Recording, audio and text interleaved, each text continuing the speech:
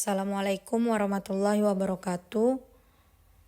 Kami dari kelompok 12 ingin mempresentasikan tentang multiple regression dengan metode Laskwer. Yang beranggotakan saya sendiri, Diana Meliani, lalu ada Muhammad Reza Aziz dan Yusuf Alwali. Untuk materi selanjutnya akan dilanjutkan oleh Muhammad Reza Aziz. Kepada Muhammad Reza Aziz, waktu dan tempat dipersilakan. Baiklah, saya akan menjelaskan pengertian multiple regression. Multiple regression adalah metode statistik untuk memodelkan hubungan antara satu variabel dependen dan dua atau lebih variabel independen. Metode ini bertujuan untuk memahami pengaruh masing-masing variabel bebas terhadap variabel terikat dan membuat prediksi berdasarkan kombinasi variabel bebas. Rumus umum dari multiple regression adalah Y sama dengan beta 0 ditambah beta 1 X1 ditambah beta 2 X2 ditambah Bn Xn dan seterusnya. Keterangan di mana Y sama dengan variabel independen, X1, X2 dan Xn variabel independen, beta 0 ada intercept, beta 1, beta 2 sampai beta n convention regresi.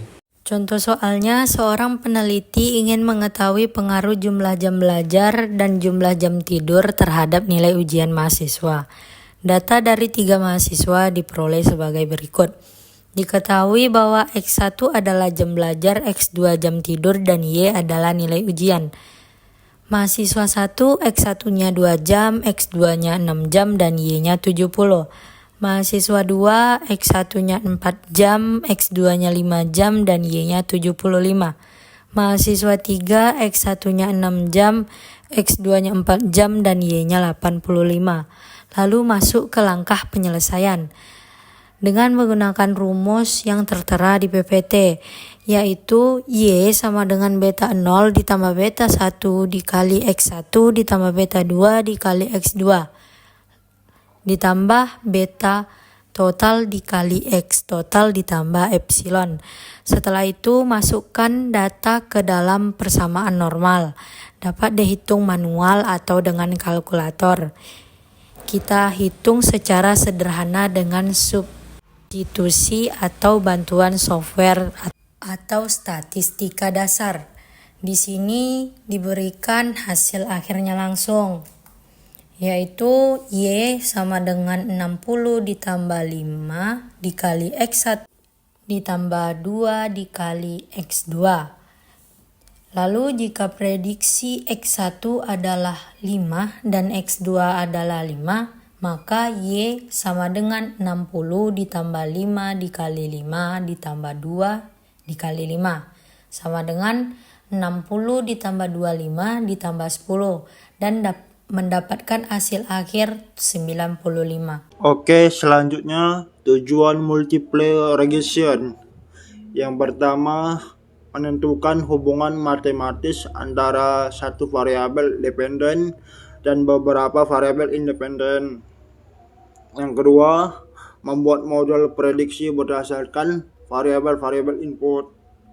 Yang ketiga, mengukur seberapa besar pengaruh masing-masing variabel independen terhadap variabel target. Yang keempat, mengoptimalkan pengambilan keputusan berbasis data. Biasanya kita memerlukan multiple regression ini buat mencari tahu hubungan matematis antara satu variabel hasil sama beberapa variabel penyebab. Dan juga membantu kita melihat seberapa besar pengaruh masing-masing faktor ke hasil akhirnya. Selanjutnya yaitu penerapan dalam perminyakan. Multiple regression ini banyak digunakan dalam sektor minyak dan gas. Misalnya, yang pertama yaitu memprediksikan produksi minyak berdasarkan tekanan reservoir, porositas batuan, dan saturasi air.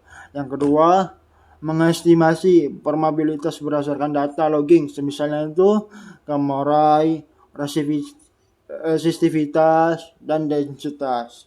Yang ketiga yaitu optimasi desain sumur dengan mempertimbangkan kedalaman seperti diameter, casing, dan laju air. Yang keempat yaitu adalah analisis biaya produksi dengan memasukkan variabel seperti harga energi, jarak transportasi, dan volume harian.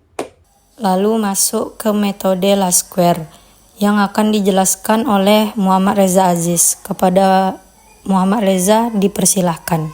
Baiklah, di sini saya akan menjelaskan apa itu Lasquare metode. Metode kuadrat terkecil adalah teknik untuk menentukan garis terbaik yang meminimalkan jumlah kuadrat selisih antara nilai aktual atau data dan nilai prediksi. Cocok untuk fitting data atau regresi linear sederhana.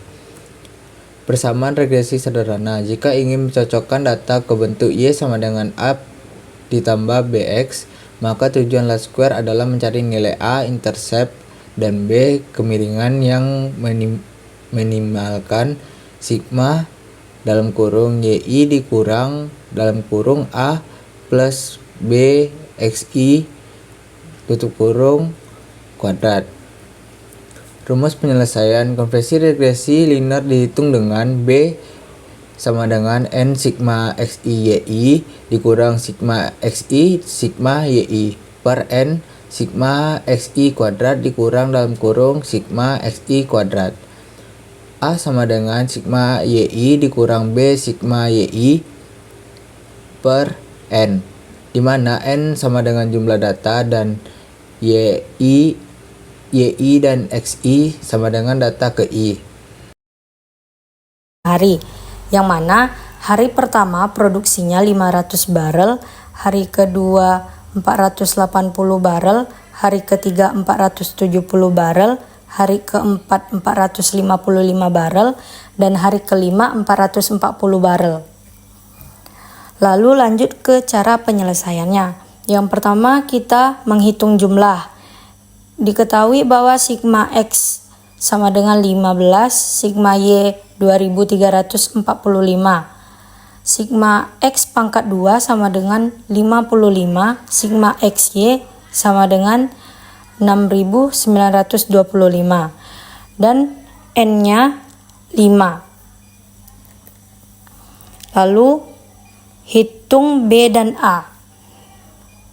Di mana kita memakai rumus B sama dengan N sigma XY dikurang sigma X dikali sigma Y per N dikali sigma X kuadrat dikurang sigma X kuadrat. Lalu masukkan data yang telah kita ketahui tadi.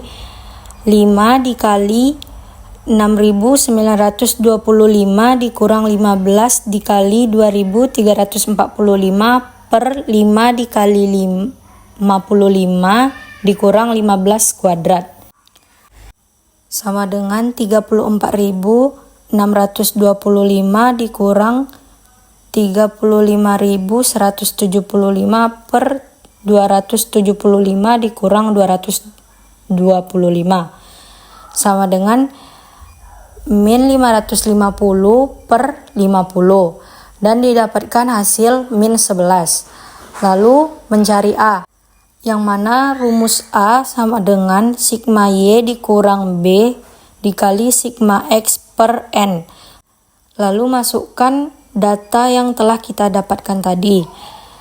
2345 dikurang min 11 dikali 15 per 5 sama dengan 2345 ditambah 165 per 5 sama dengan 2510 per 5 dan didapatkan hasil 502. Lalu mencari model regresi yang mana rumusnya adalah Y sama dengan A dikurang B.